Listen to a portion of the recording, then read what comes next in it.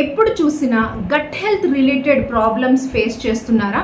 అంటే ఇరిటేషన్, అంటే irritable bowel syndrome, IBS, లేదనుకుంటే ఎసిడిటీ, లేదు అనుకుంటే కాన్స్టిపేషన్. సో ఇలా బాధపడుతున్నారు అని అంటే మీ సిస్టంలో, అంటే మీ గట్లోని బ్యాడ్ బ్యాక్టీరియా ఎక్కువగా ఉంది అని అర్థం.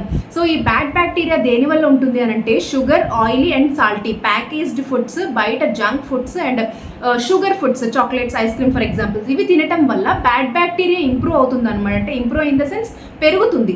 ఇవి పెరగడం వల్ల మీకు ఇష్యూస్ అన్నీ వస్తున్నాయి. సో గుడ్ బ్యాక్టీరియాని మన సిస్టంలో పెంచుకోవాలి. గుడ్ బ్యాక్టీరియా అంటే ప్రోబయోటిక్, అంటే పెరుగు, ఫర్మెంటెడ్ ఫుడ్స్, ఇడ్లీ, దోశలు, పికల్స్, ఫర్మెంటెడ్ పికల్స్, ఇవి ఇవ్వడం వల్ల ప్రోబయోటిక్స్ అంటే గుడ్ బ్యాక్టీరియా ఇంప్రూవ్ అవుతుంది. గుడ్ బ్యాక్టీరియాకి ఆహారం fibre. So whole grains, fruits, nuts, seeds ఇవి అందించండి. దీనివల్ల గుడ్ బ్యాక్టీరియా ఇంప్రూవ్ అవుతుంది. ఐ హోప్ ఈ టిప్ మీకు హెల్ప్ఫుల్ అయింది అనుకుంటున్నాను. Follow for more videos.